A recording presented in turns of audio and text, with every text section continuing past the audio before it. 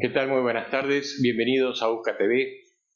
Hoy un encuentro más, conversando en el canal de los oficiales castrenses argentinos. Hoy tenemos un invitado muy particular. Él desde joven, un adolescente un poco rebelde, le vamos a preguntar bien a él. Terminó el secundario, se fue de mochilero, después inició creo que 2 o 3 carreras y terminó siendo abogado. Pero no fue suficiente en su vida. A partir de ahí decidió hacer la carrera de sacerdote. Es el padre Javier Olivera Rabasi. También me acompaña, como es de costumbre, nuestro vicepresidente, el señor Gerardo Andiam. Les doy las buenas tardes a ambos y es un placer tenerlo al padre Javier Olivera con nosotros. ¿Cómo está, padre? Buenas tardes, Rubén. Muchas gracias por invitarme. Buenas tardes, Gerardo. Un gusto y Buenas un tardes, placer. padre. Es un placer tenerlo aquí. Usted es le llamamos el dueño, el titular del canal Que No Te La Cuenten. Es un canal católico que realmente nos está haciendo muy bien. Y lo digo yo, que soy un católico no muy practicante. Y me confieso, padre, no soy muy practicante, pero a través de su canal cada día estoy más cerca de la iglesia. Así que es un honor, ¿no? Bueno, Cuéntenos, me alegro. es hijo de militar usted. Sí, orgullosamente hijo de militar. Soy el segundo hijo varón de 5 hijos varones de un militar. Qué bueno. Así es. Y de joven, ¿es cierto que se fue de mochilero para aclarar ideas antes de comenzar la universidad? Sí, sí, tuve una adolescencia bastante rebelde, bastante complicada, incluso con colegios donde tuve que ir cambiando por mal comportamiento. Ustedes saben que la vida militar, en la familia militar, normalmente nos trasladan a cada rato, entonces estamos acostumbrados a estar en un colegio un año, otro colegio otro año. Sobre todo mi papá es oficial de ejército retirado, y estuvimos en 7 destinos distintos, 8 destinos distintos en toda la carrera en actividad. Y entonces, bueno, pero llegado ya a mi secundaria ya estábamos en Buenos Aires. Y acá en Buenos Aires mismo tuve que hacer por lo menos 3 cambios de colegio en mi secundaria. Y sí, cuando terminé el colegio leí extrañamente, pues mi familia, primero éramos, lo digo siempre en broma, pero medio broma, medio en serio, éramos anticomunistas y después católicos, más o menos, ¿no? Entonces, eh, leí no sé cómo el diario del motociclista del Che Guevara. Sabía que era de izquierda, bueno, que era un revolucionario, sabía que era el enemigo, digamos, eso lo tenía bien en claro, pero me llamó mucho la atención que este hombre había hecho un viaje con una moto por Hispanoamérica y que eso le había ayudado bastante a él a, como a encontrarse a sí mismo y qué sé yo. Y bueno, entonces se me ocurrió hacer algo parecido, entonces me fui de mochilero solo, como loco malo, al norte de Argentina, Jujuy, Salta, y recorrí Bolivia.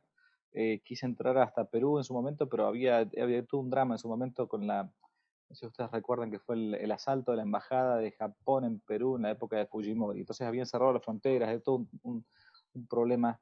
Y bueno, finalmente llegué nada más que hasta conocer Bolivia. Y bueno, ya después volví y pasé por 5 carreras universitarias: administración de empresas, sociología, comencé a cursar la carrera, pasé por psicología, letras, todo en la universidad pública, y terminé en derecho. Como dice el refrán, serás lo que debas ser o serás abogado. Porque mi papá, después de retirarse, o sea, mientras estuvo en la actividad todavía, y como él perteneció al movimiento Cara Pintada, supo que no iban a ascenderlo mucho más de grado de mayor de ejército, y por lo tanto se puso a estudiar abogacía. Se recibió de abogado y trabajó como abogado. Y yo trabajé entonces con él los últimos años hasta que me recibí, y después finalmente, después de trabajar un poco más, entré al seminario con 24, 25 años ya a la vida sacerdotal. Así fue más o menos. Qué bueno. ¿Y es compatible la vida del abogado con la del sacerdote? Y siempre digo yo que uno tiene que hacerse, me dice cura para poder salvarme, porque como abogado no llegaba nunca al cielo, ¿no? Es muy difícil. No, Eso, no, no, eso es lo que dicen de los es posible. abogados. Exactamente. No, no, sí es posible. Hay abogados incluso santos, pero, pero bueno, como en todas las profesiones, no es que uno es abogado y después es católico, ¿no? Es primero católico y después es abogado. Yo siempre recuerdo una frase de un gran escritor inglés que fue Chesterton, que una vez le preguntaron a él si él era un escritor católico, un periodista católico. Y él dijo, no, no, yo no soy un escritor católico, yo soy católico. Lo que pasa es que cuando escribo a mí se me nota. Claro, bueno, eso es lo que tiene que pasarnos a todos. Se nos tiene que notar que uno intenta, a pesar de ser un pecador y todo, intenta seguir a Jesucristo, digamos, en la actividad que uno le toque estar, desde militar, abogado a sacerdote, digamos, ¿no? En ese sentido, tiene que brotar de nosotros ese ser cristiano, ¿no? Ese ser cristiano. Gerardo, Sí, buenas tardes, Padre Javier. Nuevamente le reitero nuestro agradecimiento en nombre de USCA y en el mío propio por su generosidad y el honor que nos hace de charlar un poco con nosotros. A mí me da mucho placer. Primero que es muy joven y usted ha empezado a trabajar muy joven. Me viene a la mente una frase que usted sabrá mejor que yo, el origen, que dice donde abundó el pecado, sobreabundó la gracia. Y en estos momentos de tanta confusión, de tanta falta de sentido ante muchos aspectos de la vida individual y social, eh, aparecen, Dios suscita personas que esclarecen un poco, arrojan un poco de luz a todos aquellos que buscamos claridad de pensamiento, conceptos claros, ideas claras que nos ayuden a transitar un poco más la vida, no solamente desde la fe propia, sino como individuos de una sociedad. Y en este sentido, esto no es una consecuencia, Padre Javier, de ninguna manera. En este sentido, vemos en usted esta clase de personas que aparecen en esos momentos de tanta necesidad. En este sentido, conociendo parte de su trabajo, yo he leído varios libros suyos, he adquirido libros para regalarles, por ejemplo, a mis sobrinos muy jóvenes, sobre todo que no te la cuente.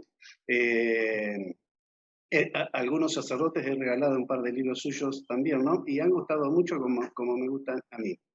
¿Qué es lo que a usted lo ha movido a hacer semejante trabajo, excelente trabajo de esclarecimiento?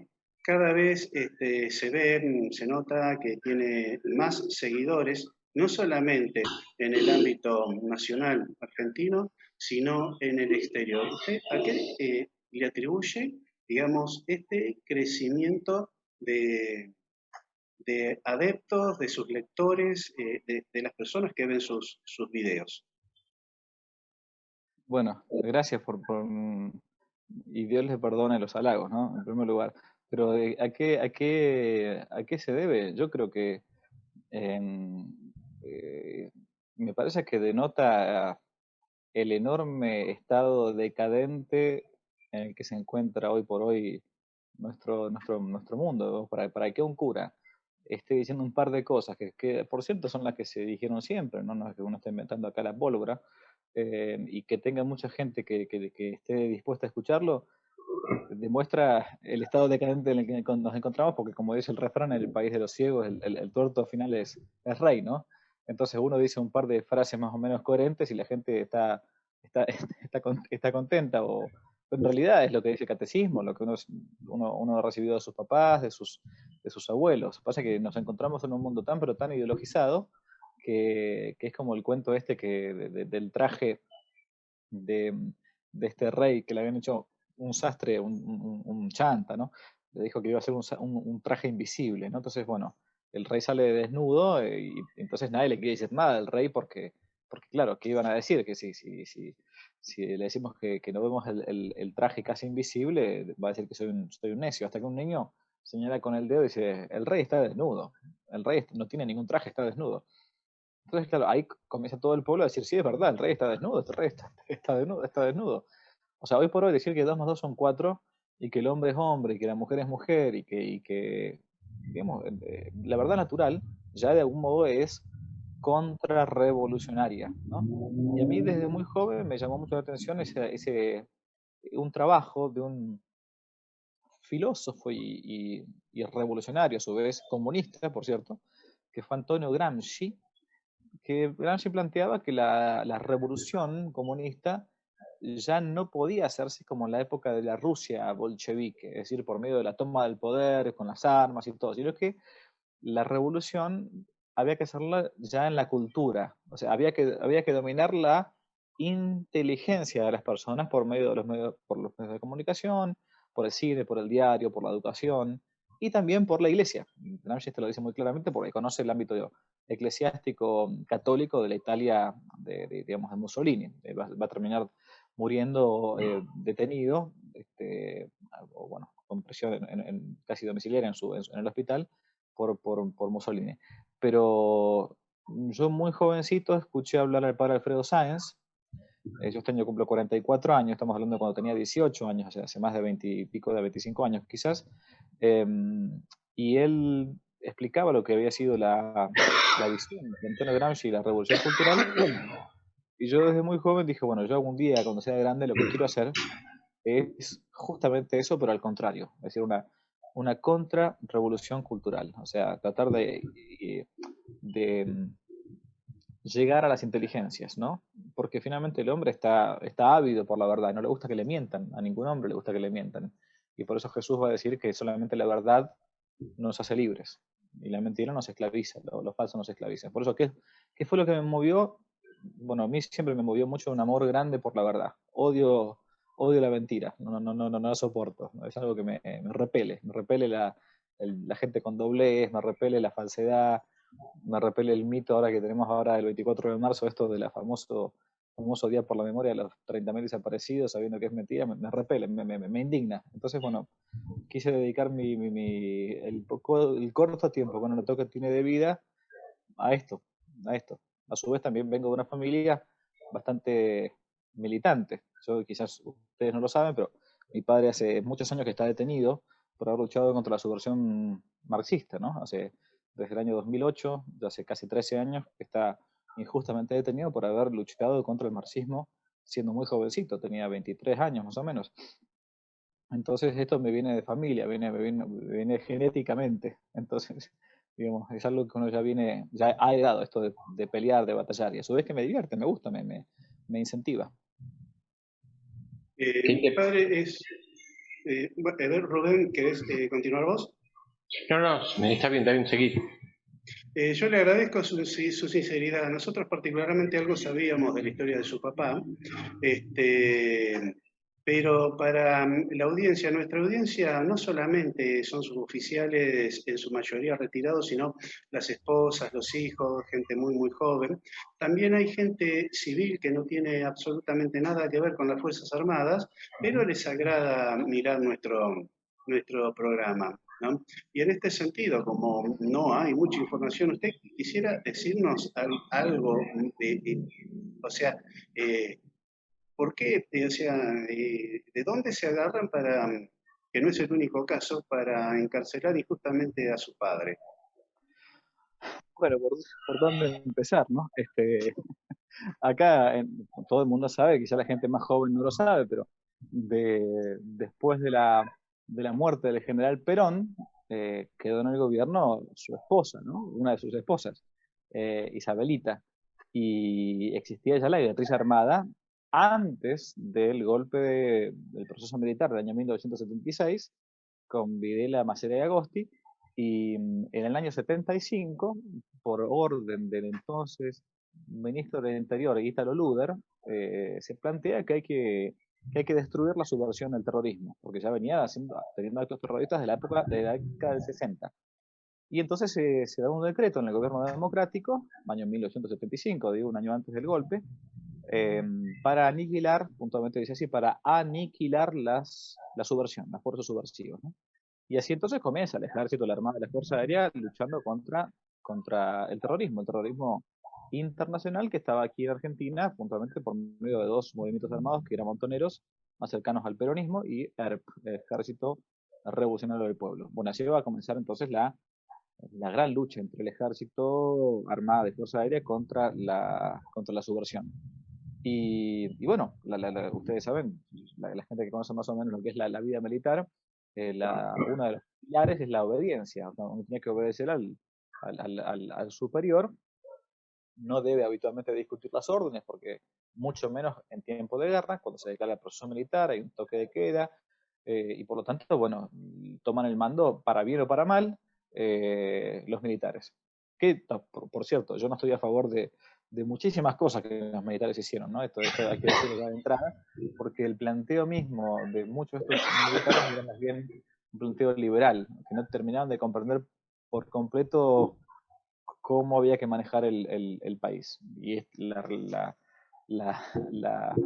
razón principal de lo que estoy diciendo es que cuando terminaron de entregar el poder, se lo entregaron justamente al Partido Radical, el que parecía que era justamente el antagonista de lo que podía ser un seguidor de todas las políticas de Estado de los años anteriores. Pero lo cierto es que, entonces, por medio de un decreto del gobierno democrático de Isabel Martínez de Perón, las Fuerzas Armadas terminan destruyendo el accionar subversivo eh, por métodos non santos, y esto sí hay que decirlo, es verdad.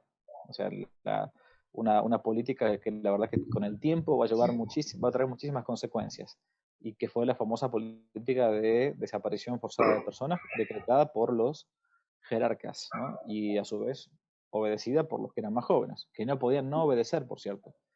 Bueno, la cuestión es que cuando llega el año 2004, más o menos, 2004-2005, el gobierno de los Kirchner deroga unas famosas leyes llamadas las leyes de obediencia debida y punto final del año 1987, cuando fue el levantamiento cara pintada, que justamente fue para esto, no fue para hacer un golpe de Estado, sino que fue para evitar la posibilidad de que detuviese a los subalternos que habían luchado contra la subversión.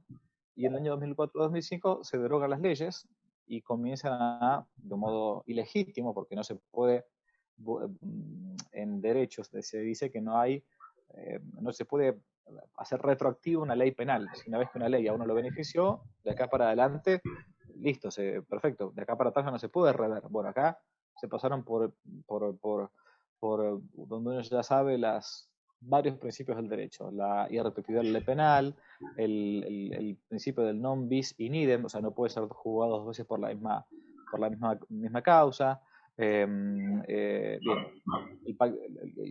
Convenio de Roma, bueno, no me detengo mucho, pero comenzaron a llamar a todas las personas que ya habían sido jóvenes en la década del 70, comenzaron a llamarlas para que declarasen y a su vez después quedasen detenidas por haber luchado contra la subversión, que no eran, por las dudas, lo digo, si alguno medio despistado o no conoce la historia argentina, o es joven, o se ha comido, tragado la ideología imperante de los últimos 20 o 30 años en Argentina, no eran jóvenes idealistas en su inmensa mayoría que estaban luchando por un boleto estudiantil. Claramente que ha habido casos injustos, pero muchísimos de ellos eran subversivos, armados, entrenados, incluso muchos en Cuba, que ponían bombas, mataban, secuestraban gente, bueno, todo esto que ya está hoy por hoy en muchísimos libros, uno de ellos, recomendable por cierto, Mentirás tus muertos, de José D'Angelo, que vale mucho la pena conocer, bueno, y muchísimos más, pero que obviamente no tienen prensa. Y entonces lo que pasó fue que fueron buscando uno por uno a los militares que habían luchado,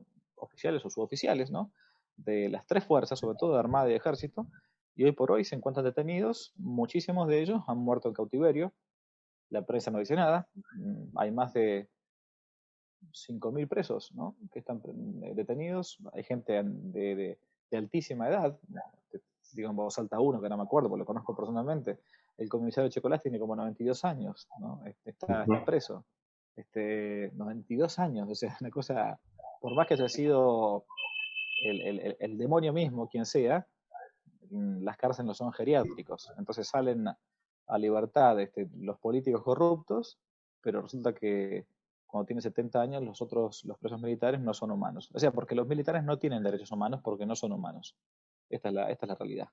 Así como un policía, un militar de hoy por hoy, si mata a un delincuente en buena ley, lo terminan exonerando al policía y no deteniendo al delincuente. Pero bueno, más o menos es eso. Bueno, por eso mi padre está detenido, por haber luchado contra la subversión marxista en Argentina, habiendo obedecido órdenes mayores.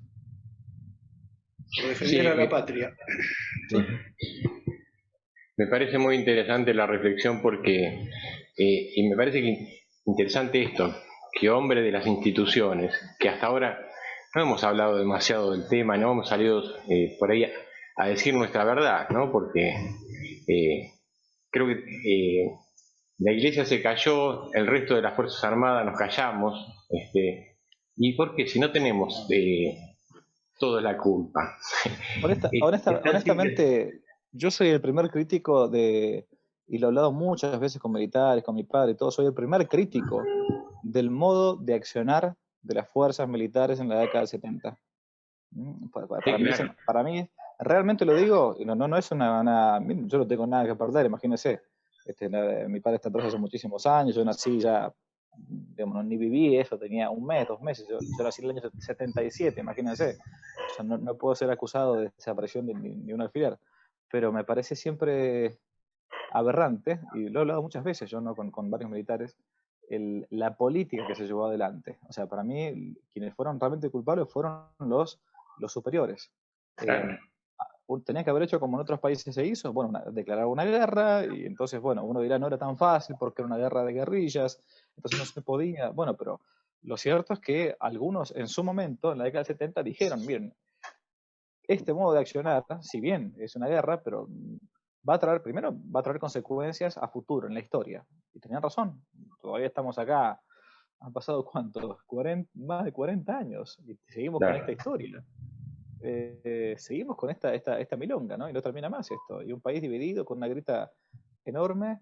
Bueno, pero lo cierto es que si uno, y esto es lo que voy al punto, volví al principio, un militar militar subalterno, no tenía capacidad de decir sí o no, que en aquellos momentos cuando lo mandaban a hacer un operativo contra un grupo de montoneros que a su vez a uno le disparaban, no es que estaban simplemente diciendo no al aumento del boleto estudiantil.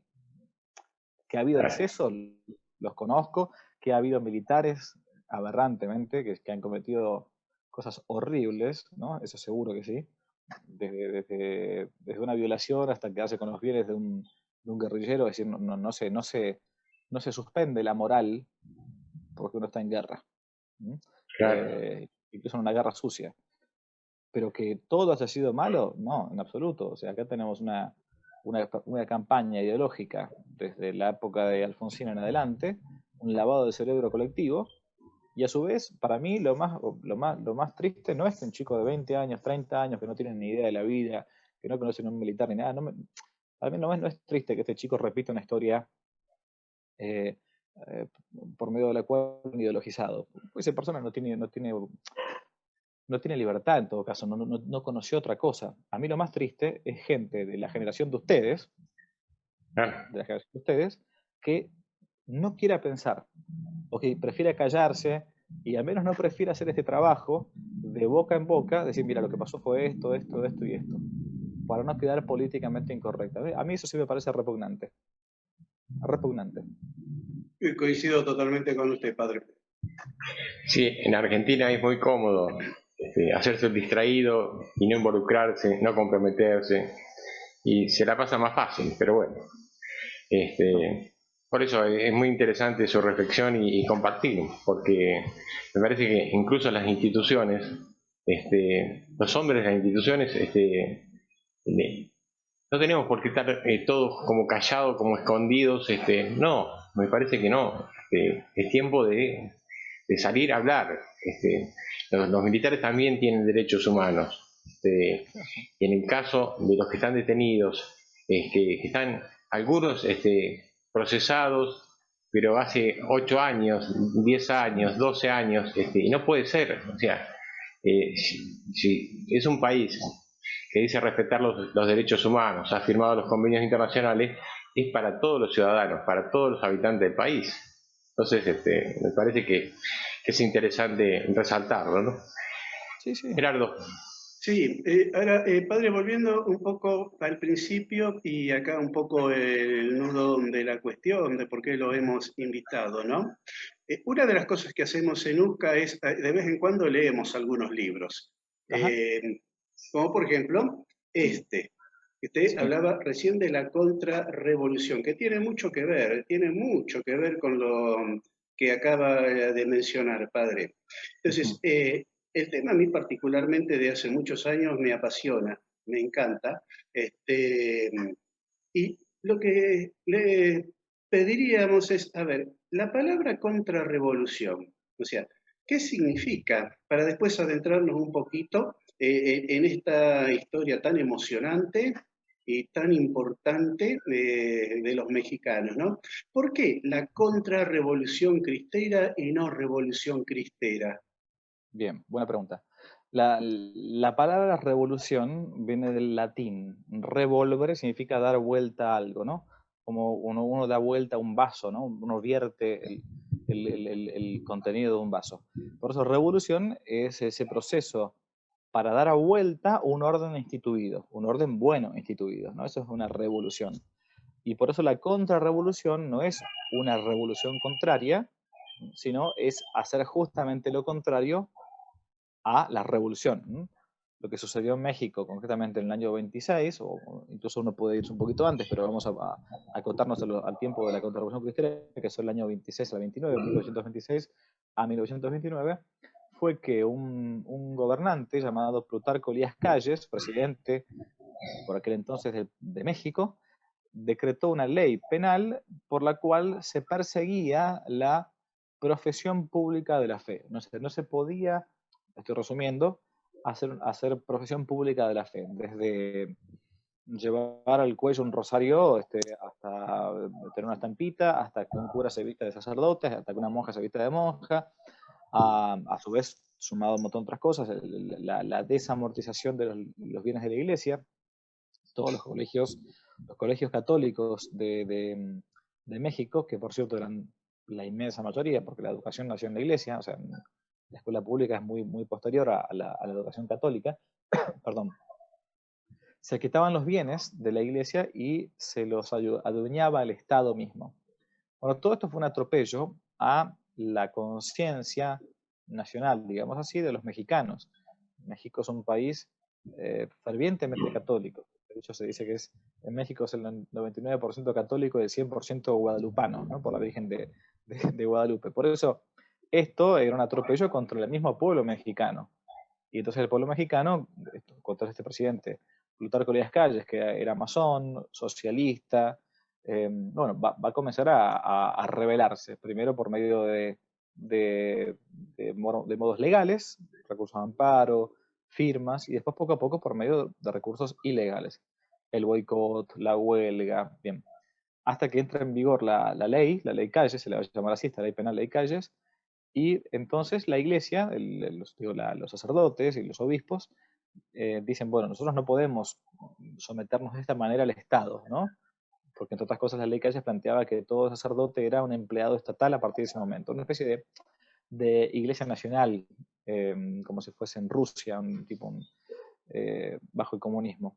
Entonces, bueno, dijeron, nosotros no podemos obedecer, por lo tanto, a partir del primer día que entra en vigor la ley, que iba a ser el 1 de agosto del año 1926, vamos a dejar los templos vacíos y no vamos a oficiar misa, ni a hacer casamientos, ni a hacer bautismos, ni a confesar, porque la verdad que como ya no podemos obedecer a esta ley del Estado, no podemos, digamos, apostatar y decir que en vez de nosotros obedecer a la iglesia, obedecemos al presidente de turno, vamos a dejar los templos vacíos.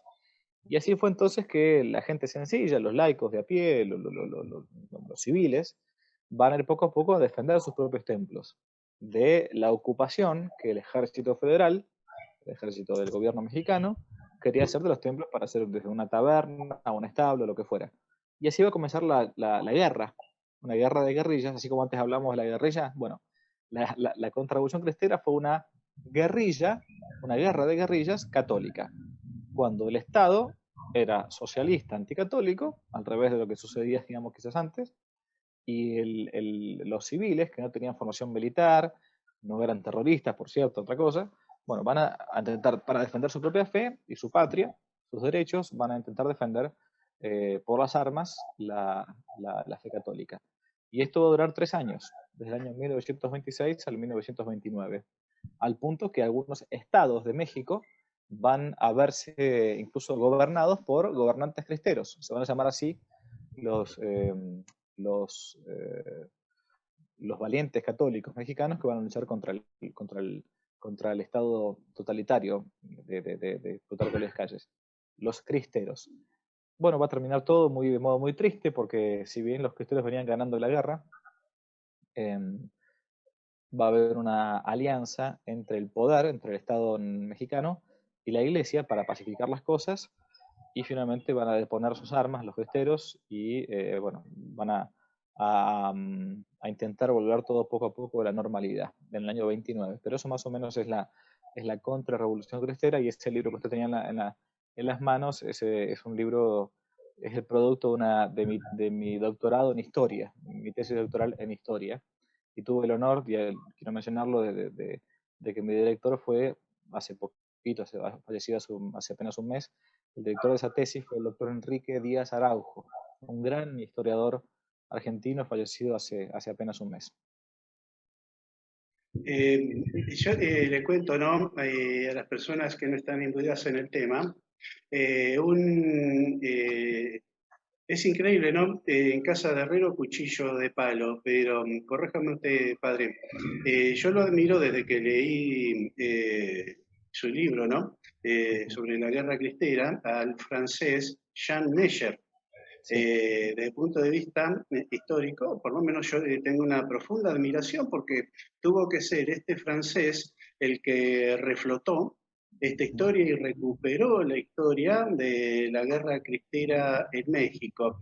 No solamente en México, no fue el único autor, ¿no? Pero sí, digamos, el que puso el tema, lo sacó a la luz, y creo que es un trabajo sumamente importante, sí, claro, para la historiografía no solamente mexicana, sino mundial, y fundamentalmente para los católicos, que no podemos desconocer esto.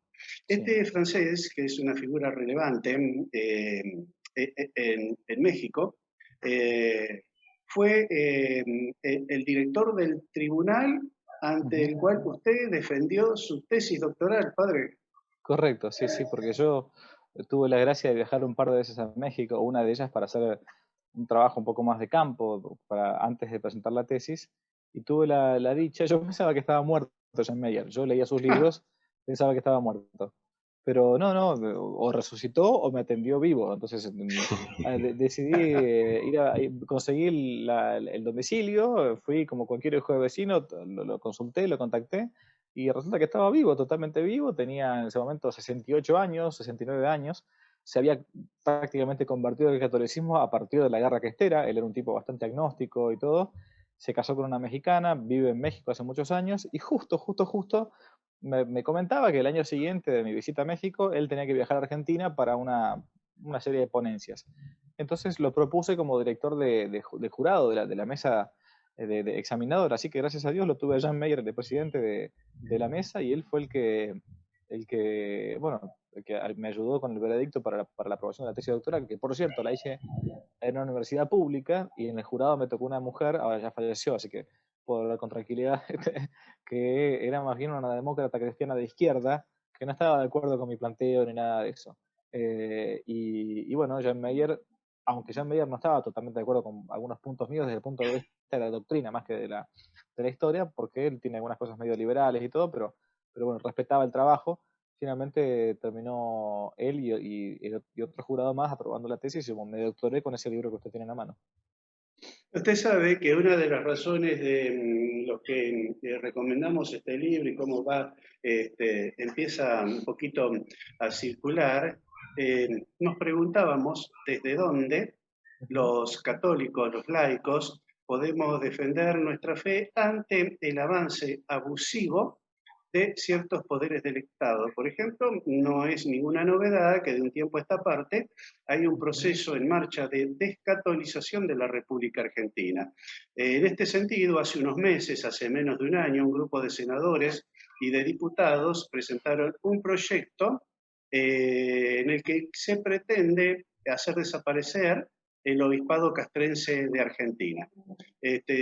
Con lo cual, gracias a Dios y a la Santísima Virgen, parece ser que todavía no pasa nada, pero o que lo tienen ahí, y por supuesto los católicos, por lo menos los laicos, no nos vamos a quedar cruzados de brazos, no nos vamos a quedar callados, pero acá usted en el capítulo 6 dice desobediencia divina, justificación doctrinal del alzamiento cristero.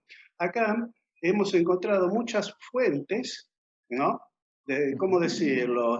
Jurídicas, doctrinarias, como para refutar esta idea trasnochada de violentar la conciencia de los católicos, no solamente de las Fuerzas Armadas, sino de la Argentina, que no tiene ningún presupuesto más que, digamos, que el ateísmo más acendrado, del cual la mayoría de los argentinos no adherimos. Así que este libro, lo que me dejó dos cosas bien claras. Primero esto, la falta de documentación formativa para los laicos católicos, ¿no? Y segundo, que usted acá bien aclara que la guerra cristera no fue algo propuesto por la jerarquía eclesiástica, sino que surgió de los mismos laicos. Correcto. Es que el sacerdote no está para eso, están los laicos para eso, ¿no? O sea, el sacerdote está para confeccionar sacramentos. ¿Qué es lo único diferente que un cura puede hacer de un laico? Los sacramentos, los 7 sacramentos, el bautismo, la confesión, dar la Santa Misa. Bueno, sí, predicar la palabra de Dios, pero tampoco hace falta ser para eso sacerdote, para predicar. Hay gente laica muy buena que está bien formada. Pero sí tiene que dar los principios, el magisterio, lo que la Iglesia dice, pero después son los laicos, los civiles, los que tienen que tomar esa determinación.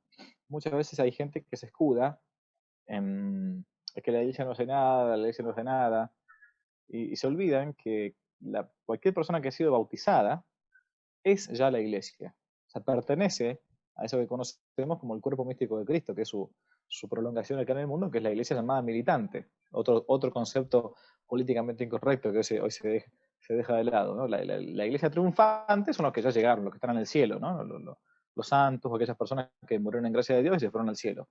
La Iglesia purgante es la que se encuentra en el purgatorio, aquellos que murieron en gracia de Dios, pero todavía no llegaron al cielo, tienen que pasar por el purgatorio penando algunos años o un tiempo que Dios le diga para llegar al cielo.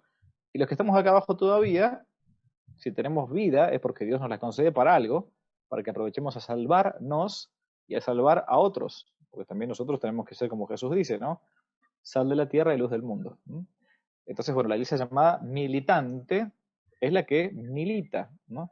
Y ahí está constituida de todos los bautizados, sean curas o sean laicos. Por eso que en el caso de la guerra de la Contrarrevolución Cristera, fueron los laicos que gracias a Dios no le hicieron caso a los curas, porque no siempre hay que hacerle caso a los curas,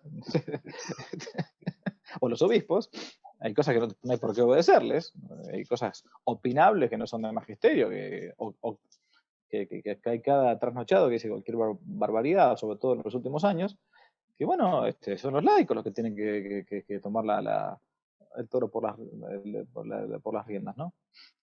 Entonces, padre, atendiendo a lo que usted está explicando, yo deduzco que Rubén sigue siendo parte de la Iglesia, a pesar de que no sea un católico tan militante, pero él también es parte de la Iglesia. Es que mire, yo considero que la gente que a veces hoy por hoy se ha alejado de la Iglesia, cada uno tiene su historia personal, ¿no? Pero tiene y esto no es una justificación, ¿no?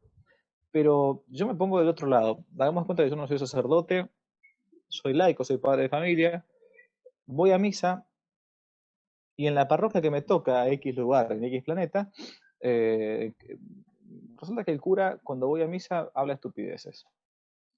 O me habla todo el tiempo, no sé, de que el amor, de que... Después encuentro que en la liturgia hay una falta de respeto, una cosa que así fofa, insulsa, medio tonta, donde todo el tiempo me está hablando de, no sé, que la misericordia, que los pobres, que esto, que lo otro, pero no me hablan del Evangelio. no me hablan cómo vivir el evangelio, o sea, que eso es finalmente lo que uno quiere cuando va a la iglesia, ¿no? Por eso mucha gente se pasa a las sectas evangélicas. Mucha gente que se pasa a los protestantes es porque en realidad son como católicos defraudados, que se cansaron de escuchar tonteras. Por eso yo repito, no es un justificativo para nadie, porque la verdad que cada uno es libre, digamos, ¿no? Y hoy por hoy mucho menos, porque hoy por hoy uno hace a un clic en internet, el que quiere formarse, la verdad que tiene millones de posibilidades que no existían en la época de mis papás, o de nuestros papás o nuestros abuelos. Pero bueno, hay una cierta, digo yo, corresponsabilidad también, en algunos casos con algunos pastores, que no predican el evangelio, no predican el catecismo. Acá no se trata de ser troglodita, de ser un facho, de ser un fundamentalista. Bueno, que predican el catecismo, por lo menos, ¿no? Eso. Padre, un divorciado, por civil, ¿no? Puede Sí. obtener la nulidad, se llama en la Iglesia Católica. A ver, Eso es para no ser excomulgado, ¿no? Si está en convivencia. A ver, la excomunión es una pena, la gente a veces lo entiende mal este tema. La excomunión es una pena que se le aplica a una persona que está bautizada por haber cometido algún delito canónico. Por ejemplo, vamos a ver, yo estoy bautizado en la Iglesia Católica y entonces agarro y públicamente comienzo a decir herejías. Por ejemplo, digo, la Virgen María no fue virgen, o Jesucristo no es Dios hecho hombre, o en la Eucaristía no está Jesucristo verdadera, real y sustancialmente presente. O sea, es una herejía, es un error voluntario contra la fe. Ese es un pecado de herejía y a su vez un delito que tiene a su vez de la mano, viene con una pena que es la excomunión. Hasta tanto yo no me arrepienta de eso que hice y me corrija, me enmiende, no puedo volver la comunión plena con la iglesia. El caso de los divorciados vueltos a casar es distinto. Breve. Una persona que se ha bautizado en la Iglesia Católica Apostólica Romana, para poder tener derecho a poner los medios a que venga vida, es decir, traducido, para poder tener derecho a tener relaciones sexuales con una mujer, para eventualmente, si Dios quiere, traigan hijos al mundo, tiene que estar casado por la iglesia. Este es y la razón final de esta, porque mucha gente dice, ¿por qué esto? ¿Qué locura? ¿Qué anticuado? Es muy sencillo, porque de la posible relación entre un varón y una mujer puede surgir vida, puede surgir un hijo. Y es por eso que la iglesia lo primero que está haciendo es intentando tutelar, que esto está en el Evangelio, no es un invento de los curas, tutelar la posible vida que surja de esta unión entre varón y mujer, para que ese chico no se quede solo. Porque si no, este hombre se va, habitualmente se va el varón, no se va la mujer, y este chico queda sin su padre, sin el contexto habitual de una criatura que es la familia. Por eso es que las relaciones sexuales entre varón y mujer, desde los 10 mandamientos, hay un mandamiento que es el sexto mandamiento, no cometer actos impuros, son para hacer dentro del ámbito del matrimonio. No es que sea malo el sexo, es algo muy bueno. Dios lo quiso así. De hecho, mandó, está en el libro de Génesis, creced y multiplicados, dice Dios a Adán y Eva, ¿no? No se crece y se multiplican tomando agua, ¿no? Que se multiplica teniendo relaciones íntimas entre marido y mujer. Bien, ¿qué pasa cuando un marido y una mujer casados por la iglesia, no simplemente por el civil no cuenta, es un contrato, tanto no cuenta que hoy por hoy dos homosexuales pueden casarse? O sea, imagínese lo que puede jugar un matrimonio civil, es un contrato entre dos partes, nada más. Bueno, entonces cuando marido y mujer se casan por la iglesia, que a su vez se comprometen a ciertos requisitos, a ser fiel uno con una, a ser fiel uno con una y para siempre, a su vez intentar ser generosos en la comunicación de la vida, a intentar educar a sus hijos en la fe católica para que sean buenas personas, se vayan al cielo, bla, bla, bla. En fin, ¿qué sucede si uno de los dos, que puede pasar, que una desgracia que a veces pasa, o porque eligieron mal, o porque la verdad que la mujer se volvió loca, o el marido se volvió loco, o uno violento, la otra violenta, o lo que fuera, se separan? Y no funcionó la cosa. Bien, se separaron. La cuestión es que la ligazón de este sacramento ante Dios siguen todavía unidos, aunque hace 20 años estén separados. ¿Qué sucede? Que hay un proceso llamado el proceso de nulidad matrimonial, que no es un divorcio católico, como a veces algunos lo entienden. Es como cualquier proceso civil. ¿Qué es el proceso de nulidad? Se plantea, lo digo muy brevemente, que si en el momento del consentimiento, el momento en que marido y mujer estaban casando, había alguna falencia por medio de la cual hacía que este contrato matrimonial no fuese válido, no fuese válido.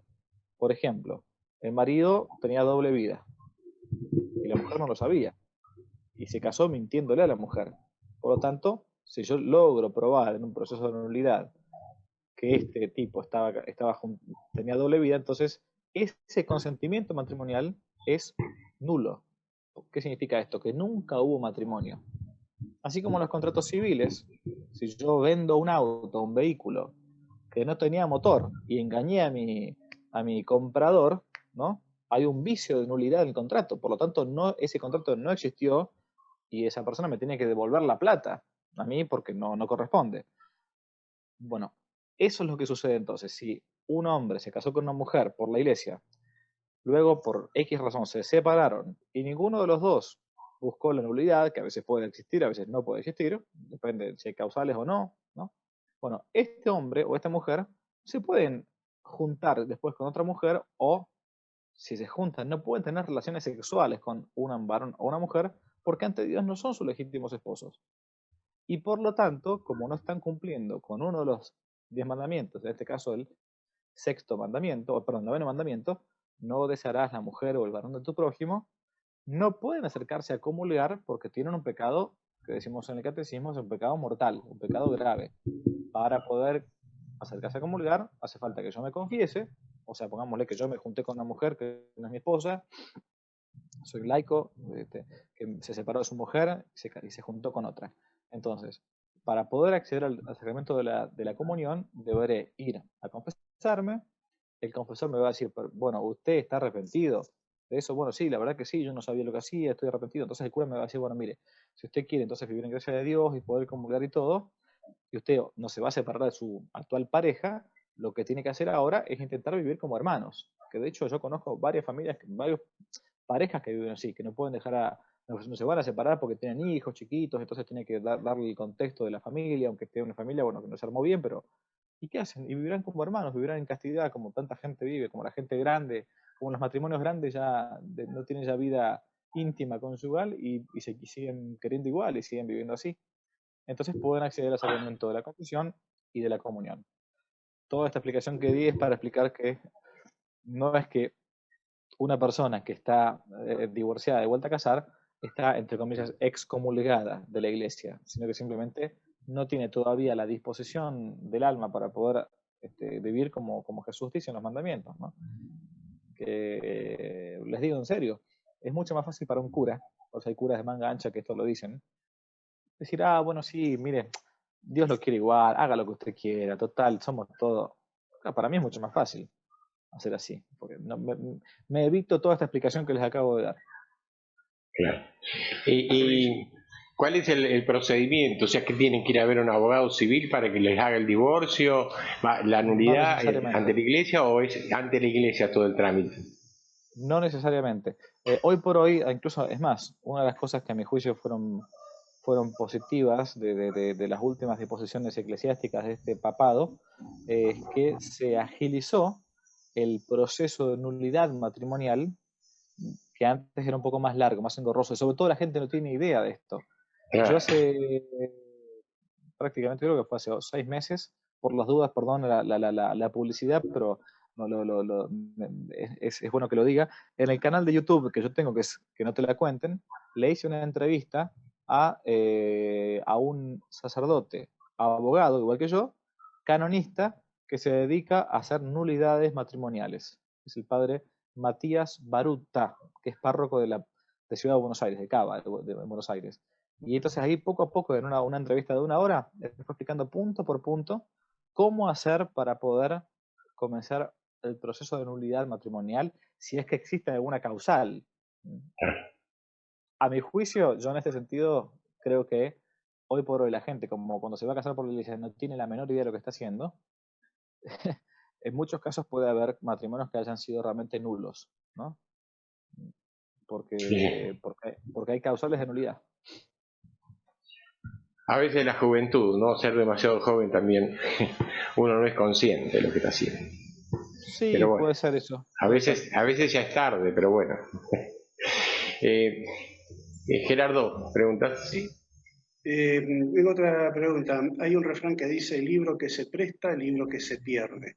¿No? Sí. Yo presté un libro recién comprado, donde había leído las 10 primeras páginas. Creo que era Crucifícalo. Ah, sí, ¿No? Mirá, sí. es una lista del padre Javier que por ahí no se conoce mucho, que para mí fue muy novedoso, sumamente novedoso y por demás de interesante. Yo no sabía, ahí me enteré, que el padre Javier plantea desde el derecho la posibilidad de reabrir la causa, no sé, causa penal o cómo sería, Una causa eh, penal. una causa penal que condenó a nuestro Señor Jesucristo a ser crucificado y que, corríjame usted, padre, y le voy a pedir que comente un poco esto. Usted menciona a un par de catedráticos israelíes que son los que sostienen también esto que dicen que es totalmente viable, que el Estado de Israel Sí. debería reabrir la causa y darle el cierre para declararla totalmente nula y declararlo a nuestro Señor Jesucristo inocente. A ver, Exacto. padre, ¿por qué no nos cuenta esto que para mí fue, no se imagina, cuando yo vi eso no lo podía creer? Esto yo simplemente estoy trayendo a colación las palabras de autores juristas judíos que, claro, cuando se abre la caja de Pandora, se abre la caja de Pandora. Entonces, si uno a partir de ahora dice que hay delitos que son imprescriptibles, ¿qué significa esto? Que se pueden perseguir eternamente,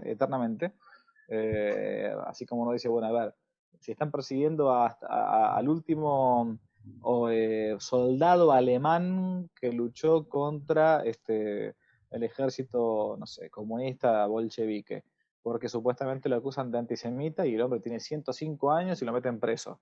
¿Por qué? Porque hay un principio legal que ellos han planteado que es la imprescriptibilidad de los delitos llamados así, o autodenominados como de lesa humanidad. Bueno, ¿qué mayor delito puede existir más que de lesa humanidad que el de la muerte de Dios? Ni más ni menos. Si decimos que Jesucristo es Dios hecho hombre y estos mataron a la humanidad de Jesucristo, bueno, ¿qué más delito de lesa humanidad que matar al mismo Dios? O sea, es un deicidio.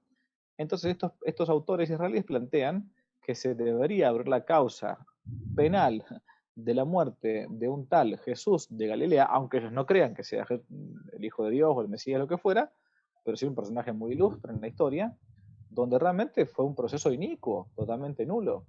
Y entonces lo que hago en ese pequeño librito, que es un estudio histórico-jurídico del proceso de Cristo, a partir de las leyes rabínicas, de las leyes judías de la época, y de la ley romana. Todo el juicio de Cristo es un juicio totalmente nulo, de nulidad absoluta, desde que lo detienen en la noche, hasta que lo interrogan, hasta que no hay testigos, o los testigos son pagos, hasta que no le ponen abogado defensor, bueno, muchas causales. Pero sí, de hecho es un libro que justo en este momento, ahora estamos en marzo del 2021, se está reeditando porque se había agotado, pero Sí, se llama así, Crucifícalo, se llama así el libro.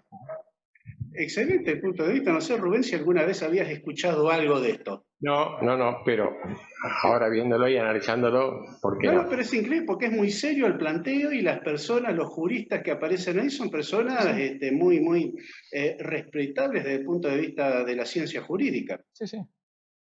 Uh-huh. Qué bueno. Padre, ¿qué le diría a una mujer que queda embarazada y que quizás ahora en Argentina está permitido el aborto, pero a veces está atormentada y está con esas amigas o malas influencias que le dicen anda a abortar? ¿Cuál es su mensaje desde el punto de vista espiritual, como para que quizás podamos aclararle algo a alguien que vea este programa Sí, y pongamos el peor de los casos posibles, ¿no? Cuando claro, una claro, mujer que quedó embarazada sin querer porque, bueno, se acostó con su novio o con su marido, pongamos, como siempre el derecho se utiliza, o el moral también, el peor caso posible, el peor caso posible. Una mujer joven, una chica de 12 años, 11 años, desnutrida, leprosa, pobrecita ciega, discapacitada o cuasi discapacitada, porque así tiene posibilidad de decidir, y que, bueno, fue violada, algo horrible, fue violada por emanada, o sea, peor todavía.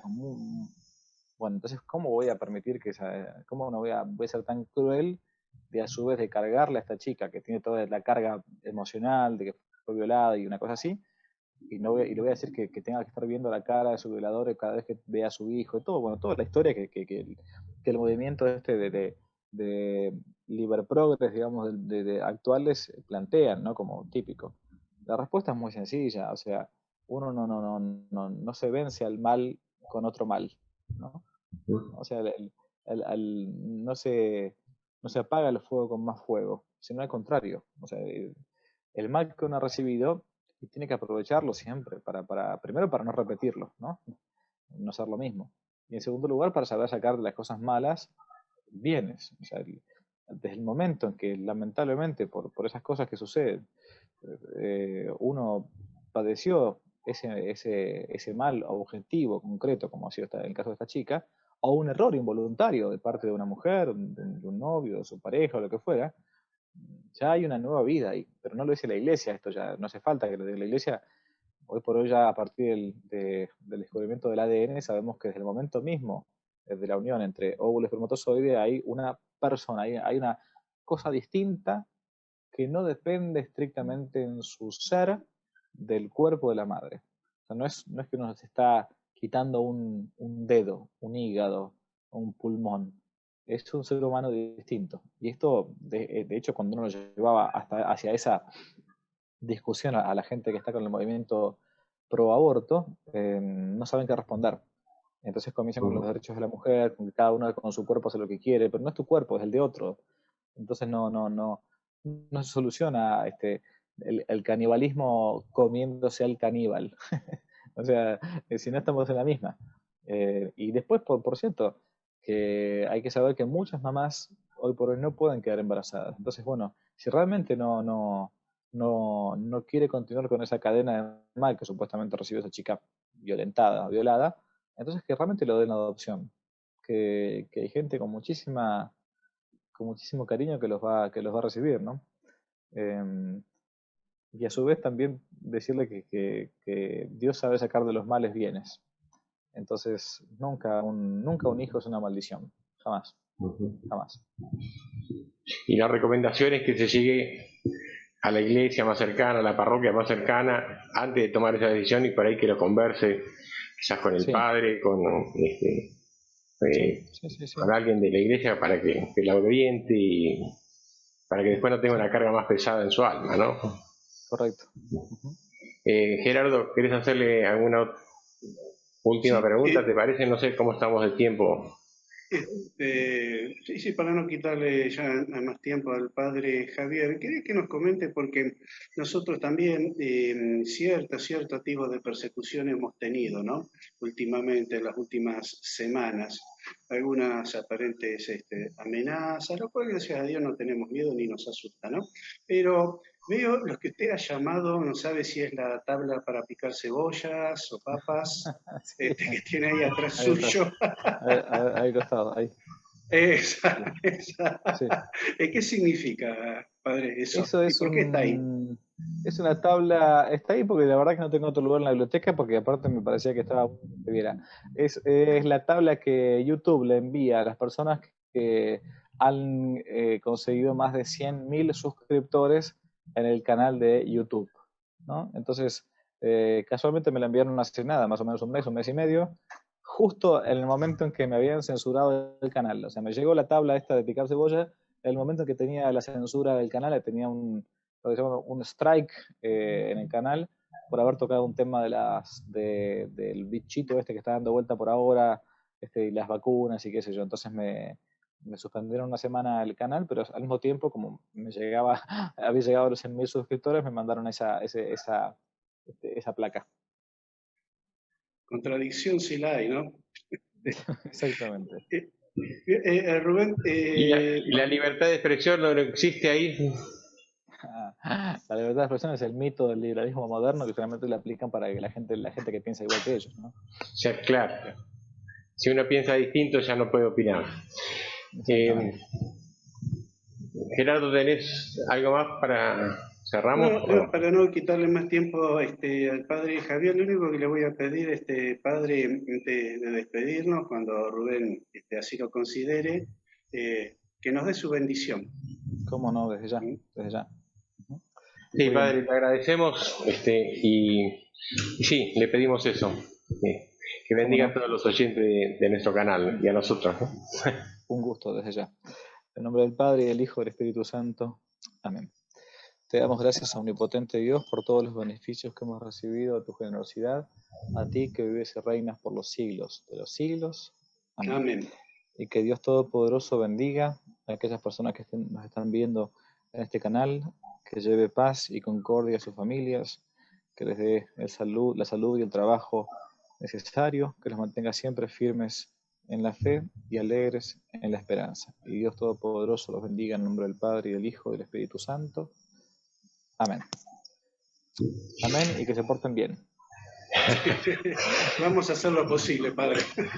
Muchas gracias, padre. Muchísimas gracias. Seguramente lo vamos a convocar nuevamente en otra oportunidad para seguir conversando, porque a mí me quedaron muchas preguntas, pero bueno, los tiempos televisivos no dan. Así que es un placer haber compartido esta tarde con ustedes. Gracias, Gerardo, también. Gracias, Rubén. Muchísimas gracias, padre. Le reitero mi agradecimiento y el placer, el gusto, el honor de haberlo tenido esta tarde en USCA TV.